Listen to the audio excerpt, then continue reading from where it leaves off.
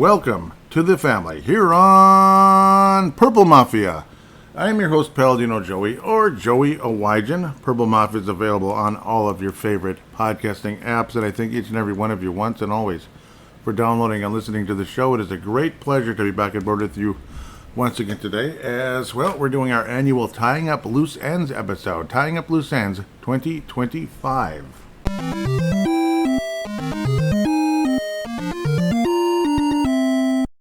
Yes, it's our annual little catch-up episode, as obviously during the summer things tend to quiet down. You get to like May, June-ish. This time, mostly right around Memorial Weekend. It's kind of fun to do a show getting into around like Memorial Weekend, even though I tend to get real busy, obviously, with the lawn service and, of course, State of the Timberwolves and State of the Wild. Things can get pretty hectic, and then also like, oh my gosh, it's going to be swimming season in like a week. It's extremely exciting. So things get kind of busy. Football kind of slows down. Players take a break, coaches take a break for, 4 weeks, a month, and Purple Mafia tends to take a break as well because of that. Obviously, again, I've created a YouTube page. The actual podcast is now going to be on the YouTube as well. So that's actually official, like right now. I'm literally announcing it as pretty much as it's happening right now. I'm seeing the little arrow as things are gradually going to be uploading here in the next few days because it takes time. It's 450 some episodes here getting uploaded. This is officially episode 457. But not every single episode is actually out in cyberspace. I think a couple of them were lost over the years for whatever reason. It looks like 2 of them, approximately, or 1 maybe. Because 456, obviously 457, at the time I'm talking, didn't exist yet. But just saying now the episodes will be all published on YouTube on the Purple Mafia page. And they'll still be floating around on Paladino Live Productions, like the previous ones before this episode. So the other groups. I'm going to try to, I may end up removing those because we'd rather have everything over on Purple Mafia Show on YouTube now. There is a YouTube channel for Purple Mafia Show. I also introduced my brand new hat. You can probably hear rubbing the mic there. It's a retro look, kind of like a Bud Grant look, like what he might have used to worn back in the 70s. It's got kind of that look. It's also kind of got that up to even the beginning of the 90s because the Vikings were still kind of retro-y up into the early 90s when Dennis Green first started. Things didn't really start to take on more of a modern look until about 1996, I believe. That's when the uniform started changing and all of that. Before that, the Vikings still had their retro look going pretty much all of the 60s, 70s, 80s. There were changes over the course of time. But bottom line, it's a retro, cool-looking hat from Mitchell & Ness. Mitchell & Ness, they're kind of a retro company. In fact, they are a retro logo hat company, and I love it. I love Mitchell & Ness. I think they do a wonderful job. It was kind of a spur-of-the-moment thing. And obviously, it's like the first couple of YouTube videos where I actually was talking, I wasn't wearing a Viking hat. And it's like, wait a minute, why am I not wearing a Viking hat? I bet people are thinking that, like, that's kind of dumb. So, yeah, but I was wearing, like Atlanta Flames or something like that. So, it's a cool look if you're just doing random conversation, like on Paladino Live Productions. That's more of a random thing. Could be talking about the weather, could be talking about God knows what. But if we're talking about the Vikings, you want to look like a Viking show. And this hat absolutely gets the job done. You got the big, beautiful helmet. So there's also an introductory video on the YouTube channel. The brand new Purple Mafia YouTube channel, which I first started back in the spring. It just obviously needed literally a few months to be able to start uploading podcasts and possibly even going live at some times, but I probably won't go live all that often, but there will be short little halftime updates, halftime conversation. We'll do little bits and pieces of that, like, it's halftime, so let's talk for about 2-3 minutes, something like that. So you'll be able to check it out on there. Maybe a real quick, like, immediate reaction after the game as well, and then say, check out the podcast tonight. It'll be released right around the, same bat time, same bat channel, at least kind of. Anywhere from 9 p.m. to 10 p.m. to God knows after that, depending on the schedule and all of that and how long the show is and whatever else is going on in my personal life, that type of thing. But very exciting conversation. That's kind of tying up loose ends a bit, that Purple Mafia channel is becoming more and more of a thing now. Well, last year, unfortunately, we had to talk about the death of Kyrie Jackson. That was a very sad story. An amazing story for him. Obviously, going from a guy who Clearly had talent, but kind of like was like, you know what, I give up. Heck with this. I'm not a football player. And then people encouraged him to get back in, and he gets drafted by the Minnesota Vikings in the 4th round. Looked extremely promising, and then tragically dies on July 5th.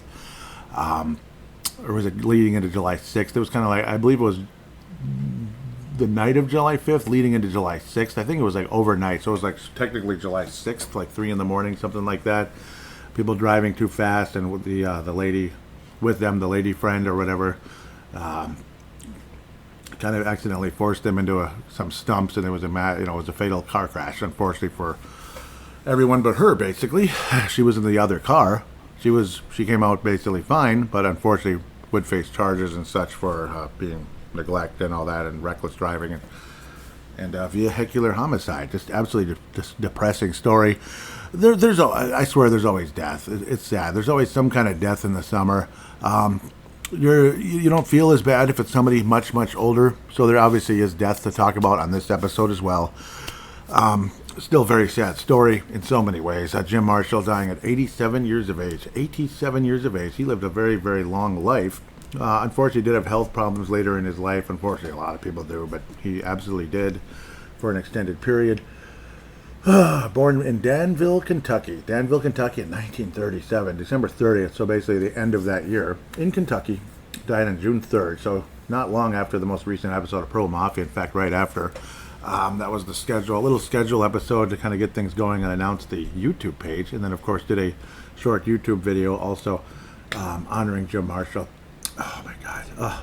And, well, we can also congratulate, another defensive end of the Minnesota Vikings that did get to the Hall of Fame.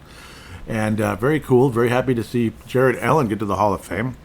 The Purple Mafia show started basically when Jared Allen was being acquired by the Minnesota Vikings. In fact, that was the very first episode, was talking about our new defensive end, Jared Allen, from the Kansas City Chiefs. So, again, another spectacular story there. Going from a guy who was drafted in the 4th round and kind of emerged over the course of time. What was he drafted as, a tight end? And ends up being one of the best pass rushing specialists in NFL history, enough to get to the Hall of Fame. So obviously wonderful there. I believe 15th all-time in sacks. Jim Marshall was 18th all-time in sacks.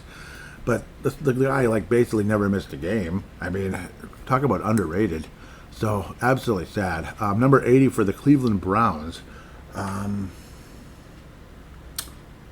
I'm kind of confused when I look at this, though. Houston Oilers? Oh, the AFL. Okay, so it was the AFL and the NFL. Yeah, I was like, how do you get drafted by both, though? That's what I think is kind of weird. The Houston Oilers, which I wish still existed. I think that's an awesome name. Houston Texans is like, it does nothing for me. I mean, Cleveland Browns is 10 times more interesting. And Browns, it's like, that's not that. It doesn't sound interesting, but it's good. The uniforms, they get it done. Like, the uniforms and the color scheme work, in my opinion, for the Cleveland Browns. But it is kind of interesting how they both counted as the draft. I don't know if he made a choice or what the heck was, but Houston Oilers 1960 AFL draft, Cleveland Browns in the 4th round, 44th overall. So back then there weren't nearly as many teams. So 44th overall in the 4th round, 1960 NFL draft. Yep, basically right as the Vikings were getting started, or was the year before. 1960, man, oh man, that's a long time ago. And it's like a lot of us kind of, like I talked about in the video, you put into perspective, he was an older dude. Like, the whole time the Vikings were in the Super Bowl and all of that, Jim Marshall was already a veteran. He was already like the captain. He was the adult in the room. He was the big tough guy. He was the son of a gun that everybody turned to. The guy with the big voice, the big personality, and an absolute leader was Jim Lawrence Marshall, defensive end, Minnesota Vikings, 6'4", 248. Sounds like a big linebacker nowadays, like a really tall linebacker. But, I mean, you can imagine the athleticism of a guy like that. Obviously, he's not 300 pounds, he's 248. You can imagine the speed and athleticism. A lot of people talk about everybody's just bigger, stronger, faster, da-da-da-da-da. It's not all automatic. I mean, you can imagine the skill level of players like that, though, too. So you can't just write everybody off like, oh, that was the older generation. They didn't know what they're doing. You don't know that, do you? You really don't know that. In fact, some of those guys, a lot of times an older guy could just throw a younger guy on the ground, no matter how spectacular he is coming in out of the draft. He can just throw him to the ground, like say if it's an O-line versus V-line. I remember Corey Stringer did that to, I forget who it was, like an incoming player that had some, he had some promise, we thought. Corey Stringer just threw him to the ground like, get out of here, you little blankety blank, basically, like, because Corey Stringer was, a veteran and knew what he was doing at the time, and it was a upcoming rookie, basically.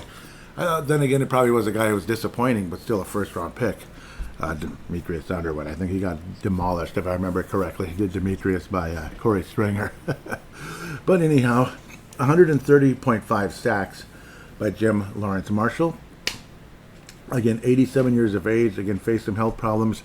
But what drives me nuts about all this? Okay, so Jared Allen. Let's pull up the all-time sacks leaders if we can. Sorry, I had it, and then I didn't, and then I had it, and I didn't. So, yeah, Bruce Smith, number one all-time, 200 sacks. Pretty awesome. Doggone it. It's not even showing everybody. This doesn't even look right to me. But yeah, Jared Allen, this doesn't look updated. I don't like this. I don't like how this looks. But, okay. So, but yeah, Jared Allen officially on here is 12th with 136. John Randall, 137 and a half. Richard Dent. Yeah, so yeah, Richard Dent and John Randall were tied. Jared Allen with basically 1 sack and a half less. And Jim Marshall would be 130. Yeah, that'd make him like 15, 16, 8, like 18th-ish technically, I believe. This doesn't look updated to me, though. This looks like it's from like 1960. Like, what's going on here? What am I clicking on? Doesn't look right. So I'll have to get something better here. Yeah, I'd rather go with Pro Football Reference. It's a little more reliable. Okay, so yeah, 130, technically like 22nd, I guess. Yeah, 22nd. That sounds more accurate. 16th for Jared Allen. Yes, this is more updated. That looked like it was from 1998 or something, that page. It was ESPN, but it looked like 1998. Chris Dolman, yeah, he definitely deserved to be in the Hall of Fame. He's passed away already, which is really sad. Ellen Page, 8th all-time. Easy, first ballot type of guy. Easy choice. Anybody above there, like, duh, unless they, like, killed somebody, I mean, it's an easy choice. Ricky Jackson, I don't remember that name real well, but damn, he was a hell of a player. As many sacks as Jared Allen with 136. Again, Randall and Dent tied with 137.5, both of them in the Hall. But what breaks your heart is, again, see, Jared Allen, was he as complete of a player, as great of a sack specialist, a pass rush specialist as Jared Allen was he a complete player like Jim Marshall? I don't think he was. I don't think so. See, it just drives you nuts. Jared Allen does deserve to be in the Hall of Fame. But doggone it, when I look at this hat, this brand new, yet very retro, like it looks like the 1970s kind of or 80s look for the Vikings, Minnesota Vikings anyway. Jim Marshall should have been in the bleeping Hall of Fame, and it breaks my heart. You think about that. Lived all the way up to 87 years of age, going through some terrible health problems later on in his life, and just, he doesn't get in before he dies. It just breaks your heart. You feel for a guy like that. I mean, a lot of us have had times in our lives where we feel unappreciated. We feel like, it's like, what about, like, you might not be getting the credit or the reaction you might be deserving for something. We've all felt that at times. But then, like, if you look at this and it's like, man, that just really hits home. Some of us out there that may have felt like, maybe like it should have been time. Like, it should have been time like 10 years ago. 77 stinking years of age, he can't get in the Hall of Fame? A guy like that? And I know he played in 4 Super Bowls. And it's not just because he played in Super Bowls. He was legit. He was legit. He was the leader of that team.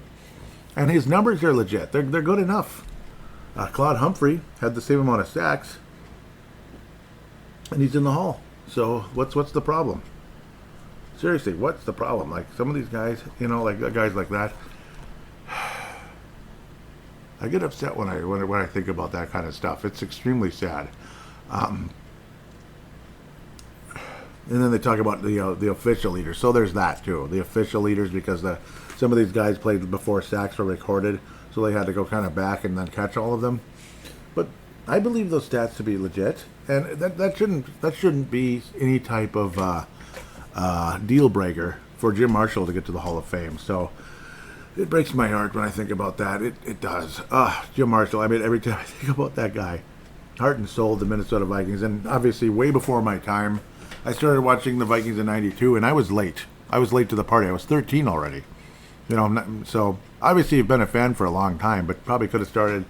Technically, I first saw the Vikings like more regular, like I saw some Vikings, but I wasn't really a full-on fan in 1987, and then was like, like when they lost that NFC Championship game in heartbreaking fashion, it was like, they never win anything. It's the Twins that win everything here. Well, when they finally won one World Series, but it's the Twins that are the winners, whatever. Okay, enough of that foolishness. But the fact that the guy never missed a stinking game. 1960, he played 12 games. Maybe it was like at the very beginning, but I do believe there were only 12 games at that time for the Cleveland Browns. But then he played 14 games every single year, and then every single year getting up from 1961 to 1977, all with the Minnesota Vikings. And then in 78, they finally added the two 16th games. Yep, they added it up to 16 games. Not finally, but you get the idea. And then in 79, also played all 16 games at age 42. 42.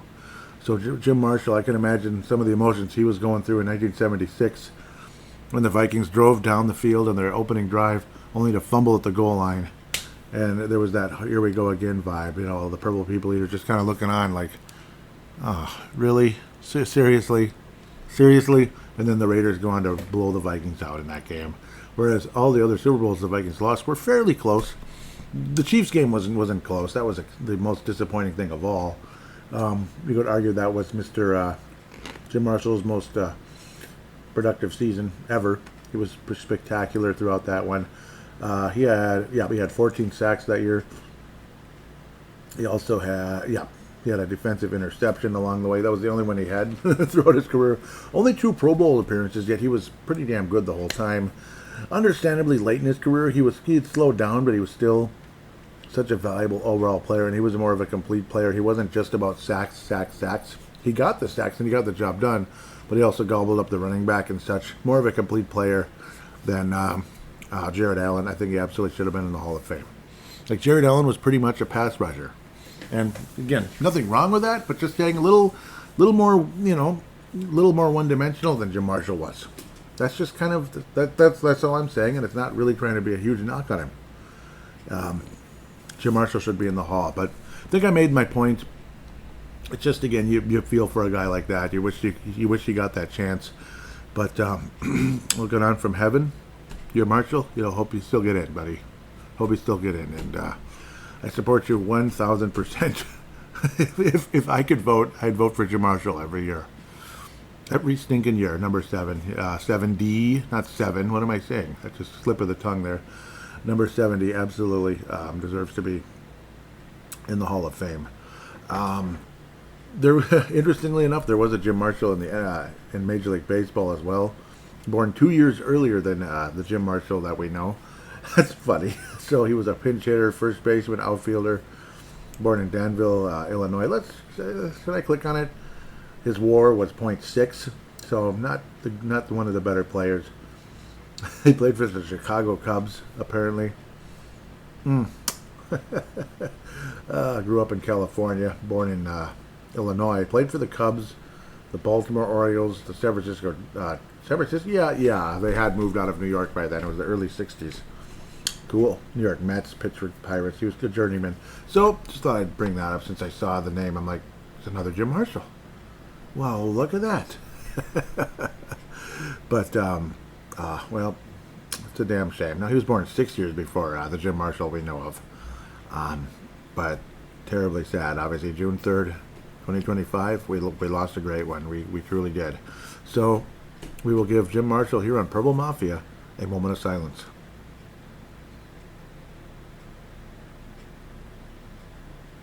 God bless you, Jim Marshall. And to the Hall of Fame you belong, without a doubt. Oh man, how do you segue from that? See, it's like it's so sad to talk about death. It's sad. I mean, what I appreciate though is at least he lived to 87. It wasn't, a Kyrie Jackson type of thing. It wasn't like the offensive line coach in 2018. That was extremely sad. That was a terribly sad, like, sudden thing on a Sunday morning. It's like, oh, what awful news. It was like, what was it, like was it just a few weeks before training camp? It's just, Of course, that offensive line coach was Tony Sparano. He even coached the Miami Dolphins for a little bit. The Raiders, 56 years of age, had a sudden heart attack in the kitchen right before going to church. I mean, it's just like happy Sunday, everybody. It's just so sad, especially to his family. I mean, just awful, awful story. And then that was another one, like for coming in for tying up loose ends. It's like, doggone it, you feel so bad when these type of things happen. Obviously, you saw, Bernsey pass away, but lived to a very, very old age. Of course, Dennis Green died fairly young, wasn't he, in his late 60s? So that was a shame. It was a heart attack there as well. So terrible, terrible. I don't like to think about those type of things, but you definitely got to talk about them if they happen.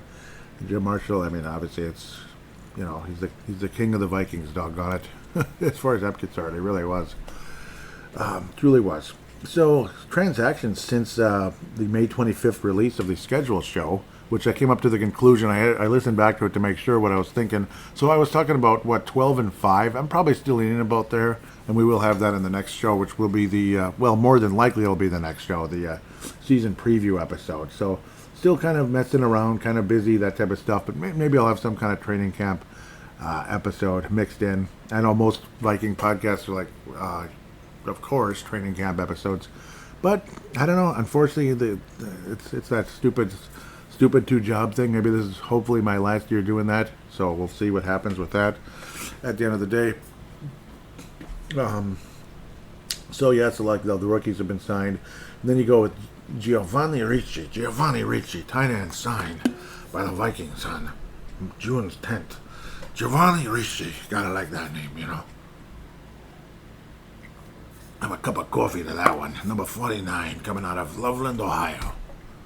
Born in '96, so yeah.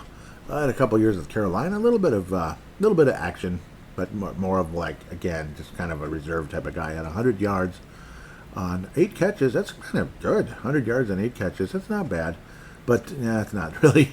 He's a journeyman. Did not get any action last year, but 3 years with the Carolina Panthers, 36 games. 102 yards total. Unfortunately, only one little 2-yard catch along the way at 23. So we'll see what happens. Obviously, tight end depth is kind of what it is, especially with unfortunately Mr. The other guy obviously trying to stay healthy. The main guy on the Vikings. Sorry, my mind is just wandering with all this stuff. T.J. Hawkinson. T.J. Hawkinson, yeah, the other guy, right? Bartholomew is another one in the depth chart. Josh Oliver, of course. But apparently guys on the offense have been getting upset with the physical play of the defense, thinking it's getting to be too much. So there's been a little frustration, a little bit there. Don't think it's anything damaging. Also, there's another thing going on. As a branch off topic here for a couple seconds. It's still on topic, but off the Vikings. Micah Parsons has... interesting. Jerry Jones on Micah Parsons' trade request. I would say to our fans, don't lose any sleep over it. Interesting. That's... Jerry Jones really is something, isn't he? So Micah Parsons getting annoyed with the Cowboys organization, and of course Jerry Jones being what he is, just kind of in the way. Micah Parsons has requested a trade. Obviously a superstar defensive end, linebacker type of guy, and pass rusher, whatever. Killed us a couple times, including on Halloween years ago, screwing up our season pretty early that year. That was a bad game. Awful. Micah Parsons just tore us to pieces. Freaking embarrassing. But let's continue here. Gavin Bartholomew pasted on the physically, well, as the PUPL list. Yeah, it's physically unable to perform list. Yeah, PUPL. Okay, it used to be just PUP list. Now it's PUPL. Okay. Physically unable to perform, unfortunately, on July 21st. So that's a bummer. Bartholomew on the PUP. But we'll see how that turns out. Matt Harmon waived by the Vikings on June 10th. Bubba Bolden rolls right off your tongue. Released by the Vikings on June 13th. Safety. And I'm not saying any light, mean stuff about that. I think I'm not the kind of guy that likes to be disrespectful to players getting cut. That's not a fun thing. In fact, it's extremely sad when a player gets cut because, well, what's going to happen? What's going to happen after that? So certainly sad and frustrating for players when they go through that. I do believe that Mr. Metellus, yep, he also signed a new contract here. It doesn't look correct, though. Gosh, what the heck? You think you have everything ready to go, and then it's like, looks like a total mess here. But I know it's, yeah, $36 million with a guarantee of 25 over a 3-year extension. Maximum value of 42 with all the incentives and such, so it's a 3-year extension for Josh Metellus. The Vikings did finally get that done on July 26th, not too long before my birthday. 2026 round pick. Beautiful, beautiful. 2020 draft, obviously very friendly to the Vikings, mostly because of Justin Jefferson, but Josh Metellus, or Joshua Metellus, however they look at that one. Very happy days there, no doubt about. So again, incentives can get him up to $42 million. The base salary is 36, but the minimum, like at least the guaranteed, no matter what happens, $25 million over a 3-year period for Josh Metellus, Mr. Do Everything type of guy. So really appreciate what Josh Metellus can do. He can pass rush, he can get into coverage. Obviously, he's all over the place, kind of like a safety linebacker type of player. Exciting. Good to have him inked finally. Thank you very much for that. Chaz Chambliss, also placed on the PUP. Unfortunately, he's an outside linebacker. July 21st in that case. Gervarius, cool. Owens, signed. Safety, Minnesota Vikings. Safety on July 30th. Gervarius Owens. No action really. Got a little bit of moments. A little bit of action in 2023 with the New York Giants. Unfortunately, 7th round pick by the Giants. Not much of a lot of action. Born in 1999. He looks kind of old. Just drafted 2 years ago, too. Looks kind of like an older dude to me. Max Tooley waived, linebacker. Unfortunately, July 30th. Max Tooley, linebacker, waived. Undrafted, of course, from Bountiful. Is a very bountiful place in Utah. Very bountiful. Yes. Alexander Williams rolls right off your tongue. Waived by the Minnesota Vikings due to injury, and of course was also placed on PUP as well. So he must have got, he had a bad injury in practice, of course, in the training camp here, July 31st, and was officially placed on the PUP, which means probably guaranteed something. He's got to get some kind of compensation having to deal with that. So that's unfortunate, and I'm sorry, Alexander. I always feel bad when you hear stuff like that. Undisclosed with the injury, but probably like a knee is what I'm guessing. Middle Tennessee College, Akron, Ohio native, 6'7" defensive lineman. I'm sorry for that news there, and I do say that sincerely, because I hate injuries, especially guys that aren't guaranteed a whole lot of anything. He's trying to scratch and survive, dang it. Matt Nelson out of Cedar Rapids, Iowa, where my aunt and uncle used to live for a while, and man, we went there twice in I believe it was 87 and 89. Oh, it was the coolest, so cool. The coolest road trip of all time with obviously my parents, my mom and dad, going way back to the 80s. And it was so much fun going into Cedar Rapids, Iowa, well before this guy was born. Offensive tackle. He's been signed by the Vikings. He is from Cedar Rapids, like I just said, from Detroit Lions in 2021. A little bit of action there, playing some offensive line. 13 games officially for Mr. Matt Nelson, offensive tackle.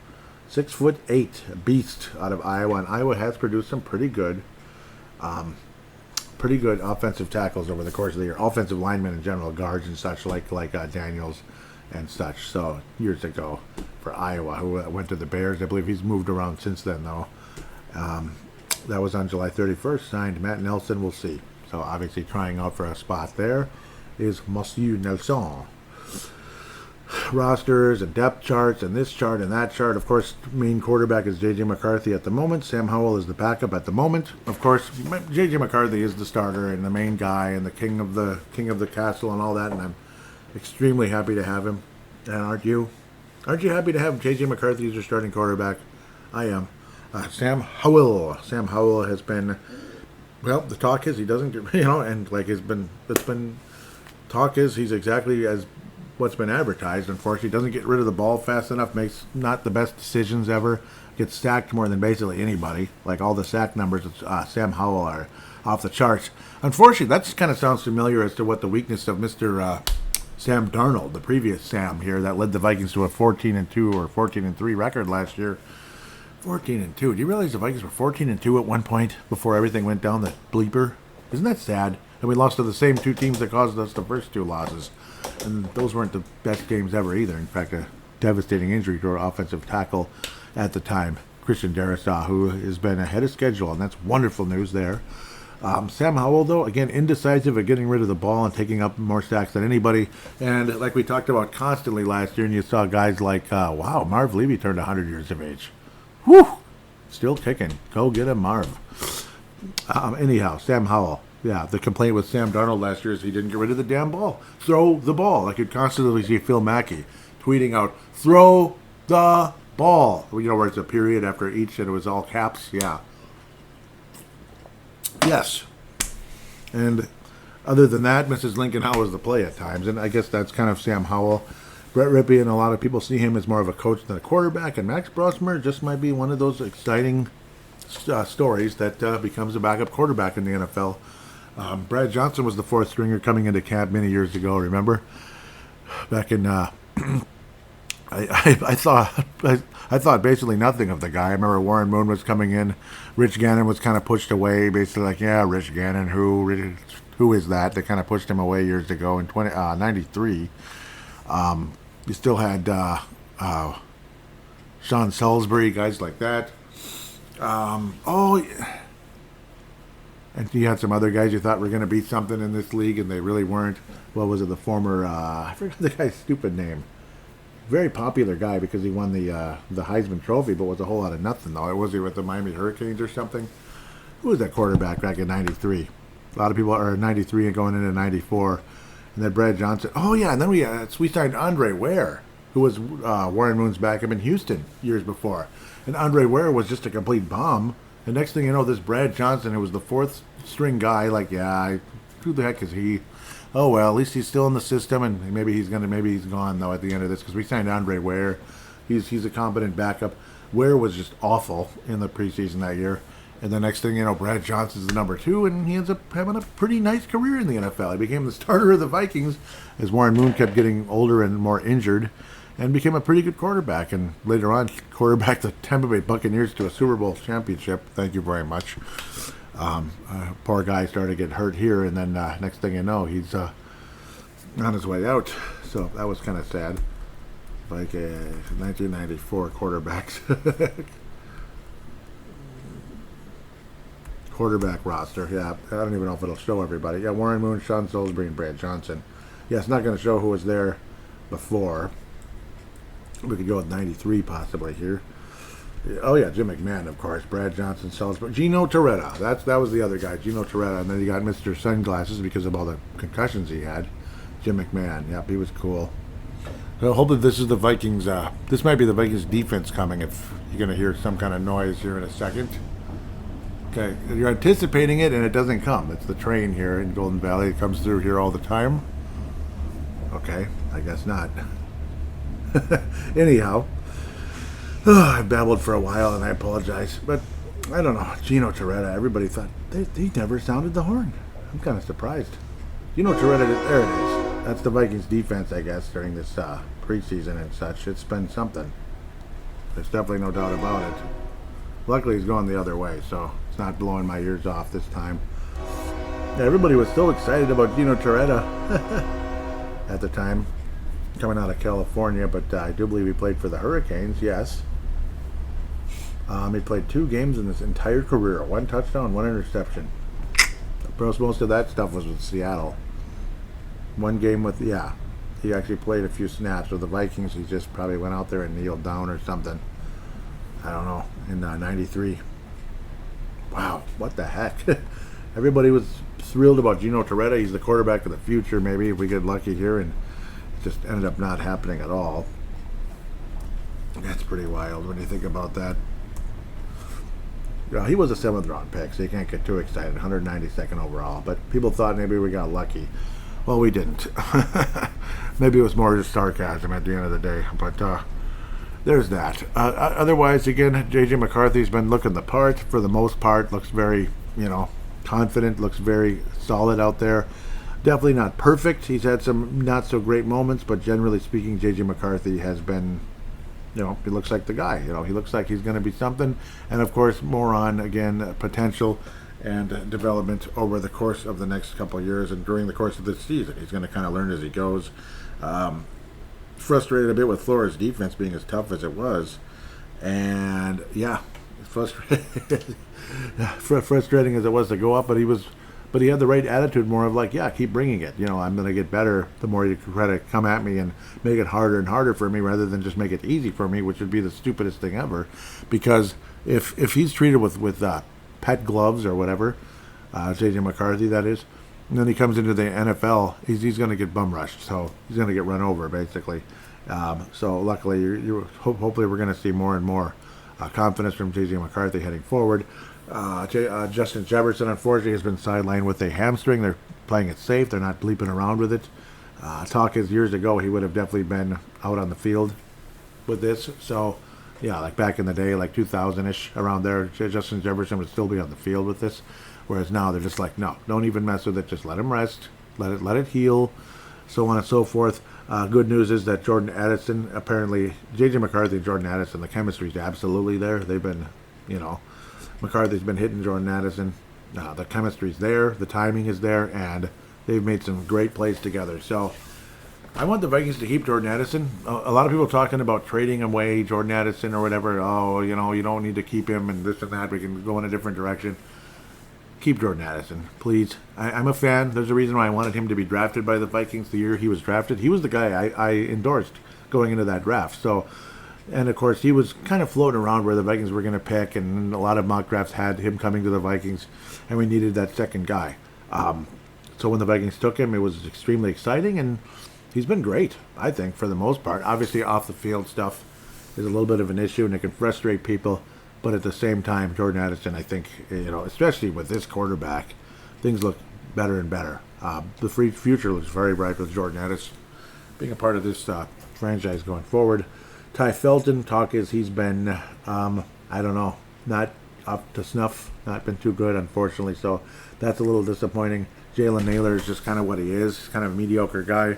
Ty Felton is a third-round pick, so you're hoping for him to be a good wide receiver in this league. You're hoping for him to be like a third or fourth wide receiver, probably fourth at the bare minimum going forward. But so far he hasn't been all too great. It's very early. It's August 3rd at the time I'm recording this, so you can't get too angry and frustrated just yet with the progress of Ty Felton. You can believe he will develop, and that confidence will be there. There will be more and more confidence in Ty Felton going forward. Certainly hope so. Looks like a good number of Purple Mafia episodes have already been uploaded, so that's exciting. Just throwing that out there. Oh yeah, looks like 80 so far. 80 episodes are up as we're going, but of course they won't be activated until everything's up. Won't let me, basically. Okay, let's get over there where I need to be. Confusing myself, distracting myself. Tight end situation. T.J. Hawkinson is, sometimes getting banged up a little bit out there, so hopefully he'll be okay. Josh Oliver, of course, a valuable guy. Bartholomew put on the pup. So Giovanni Ricci, hopefully, we'll see what happens. So there's not a whole lot of depth at the tight end position for the Minnesota Vikings, and Ricci played a couple minutes, basically, over the course of 3 seasons for the Carolina Panthers. So it kind of is what it is. Rondell Moore is that nice veteran wide receiver, and I'm clicking on the wrong guy. Apologize for that. Ty Felton did look pretty exciting in the draft, didn't he? And yep, Rondell Moore's definitely had some moments. Heck, he was a second-round pick in 2021. He's still super duper young. So it's like, yeah, he's a veteran, but he's not really a veteran at all. He's born in 2000, so still pretty dang young. 25 years of age. Well, yeah, 25. A pretty fresh 25. June 9th. Only 5'7", so one of those smaller guys. He's had some moments, but honestly, you'd have to say he's been a little bit on the disappointing side more than anything else for a second-round pick. Geez, by the Cardinals years ago. Didn't play in 2024. Played all 17 games, pardon me, in 23, 28 catches, 178 yards, and a touchdown. I do believe we talked about him a couple episodes ago, but we'll see what happens. There's something there, but how much is there? And I do believe he's more of a kick returner anyway. He's kind of that David Palmer type who can be a receiver, small, tiny guy, but can have that speed, that straight line speed to be or even that jukey speed for the punt returner. or a straight line speed for a kick returner, that type of thing. Running backs, of course, Jordan Mason looks wonderful thus far. Aaron Jones looks like Aaron Jones, I guess. He's been solid, generally speaking, but I think a lot of people are more excited about Jordan Mason going forward than Aaron Jones. I mean, we appreciate having Aaron Jones. He's definitely got the skill level. He's got the experience. He's got the strength and all of that. But Jordan Mason, I think there's more there, especially at, when you consider the stages of these two players' careers. I do believe Aaron Jones, for a running back, he's at the twilight of his career. And Jordan Mason's pretty much just spreading his rings right now. Spreading his wings, if I'm saying that correctly. I almost said rings. Ty Chandler's been a decent story so far, but talk is that he may be let go. But it kind of depends on what are your other options. Are we going to get Cam Akers again, this time from the New Orleans Saints, as that's where he wound up? I did a short video about that a little while ago on YouTube. That was like my last actual video before this cap here, getting the one with the new Purple Mafia hat here. Now it's not, it's obviously a Mitchell & Ness hat. It's not made specifically for Purple Mafia, but it's going to be the hat that will be worn for Purple Mafia. It's Purple Mafia's official hat in that sense. So, no, I'm not stealing anything from Mitchell & Ness. So I'm not interested in doing that or using a copyrighted logo that I don't have the right to use, where Mitchell & Ness does. So there's that. My apologies for sounding a little weird there.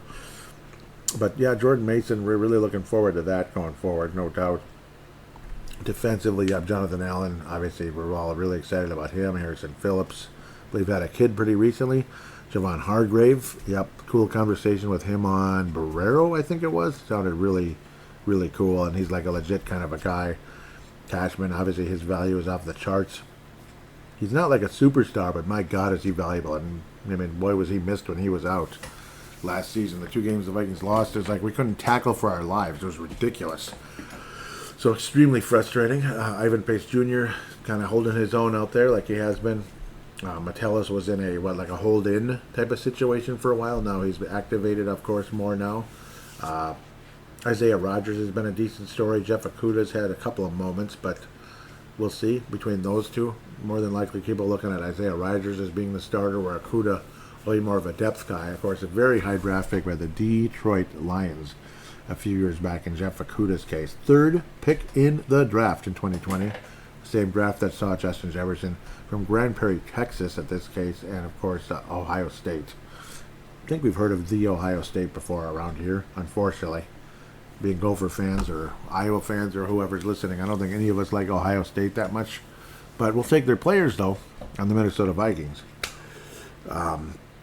Harrison Smith, of course, obviously legendary safety for the Vikings. Probably a future Hall of Famer, but I don't think he's like some first ballot guy, but he'll definitely get in at some point. At least I would hope so. Mekhi Blackman coming back from that ACL injury. Again, hoping to be a starting cornerback again on the right side. We'll see how that all turns out.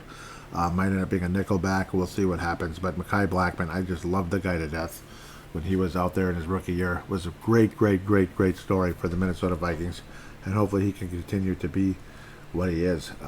Very solid player. Will Reichert's had his up and downs. Isaiah Rodgers and Ty Chandler have been the kick returners.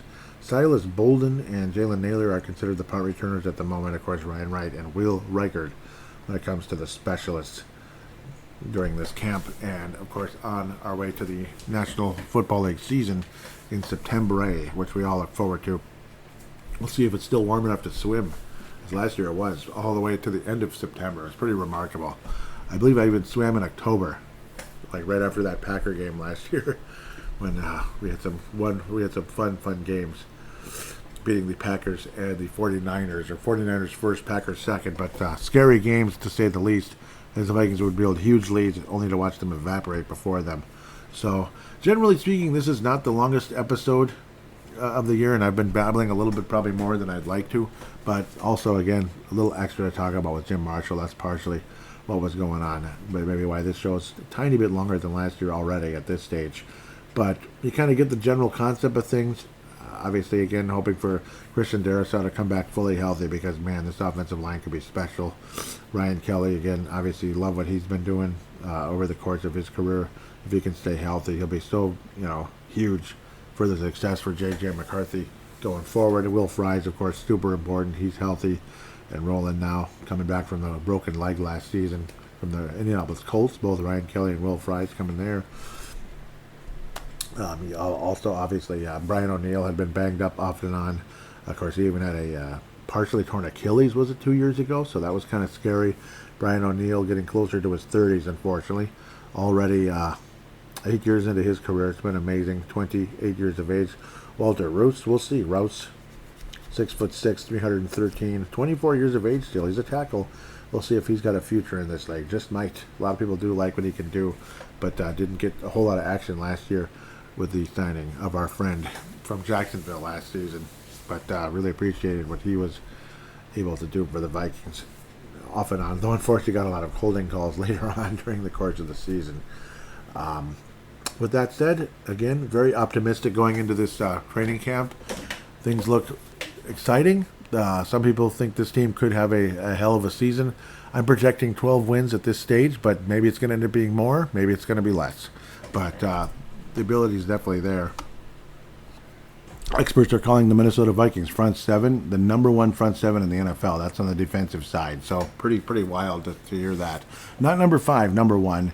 And that the Vikings absolutely could and should have a top 5 defense. So obviously you have the defensive coordinator. You have an improved secondary, which was a huge problem a few years ago. Yeah, and of course the defensive schemes were a problem as well with the Ed Donatel schemes before. It was like a Donna Shell type of thing, and it was Donna Hell for us. Didn't work out all so great, unfortunately. Not trying to be a jerk and disrespecting to the guy, but at the same time, if it doesn't work, it doesn't work. Whether you're the nicest, coolest guy in the world or you're not the nicest, coolest guy in the world. It didn't work. So that's the whole point. There's just one problem. It doesn't work. But when it does work, it's a wonderful thing. And things have been working pretty well with Brian Flores, generally speaking. Of course, the first year there was some growing pains and there was some being overly aggressive, that players getting burned because of the over aggressiveness of Brian Flores. I remember he was telling our not too long ago, like I recently signed cornerback, after what he was able to accomplish. Brian Murphy Jr. having when he got burned on a play because being too aggressive trying to go for the ball. Brian Flores told him, my bad. So Brian Flores was like, I'll take the blame for that. So stuff like that. It's good. You can tell there's a team atmosphere on that defense, and obviously team atmosphere throughout the whole team or the whole roster and such. You don't have a toxic environment like the Minnesota Twins had with Carlos Correa. Good bleeping riddance to that. Couldn't be happier that Carlos Correa was traded. I might as well throw this in since it was a historic event this past week on trade deadline day. What was it, Friday? No, it was a few days ago, Thursday. It was an absolute crazy fest. Obviously, the Twins opening things up with trading 2 guys to Detroit. Pat who'd been oft injured, but when healthy, he's been pretty, was decent for the most part. It was it was absolutely crazy. But yeah, you trade him away with Dominic, who was just kind of mediocre minor league guy who'd had some moments. Yeah, Thursday, that's what I thought.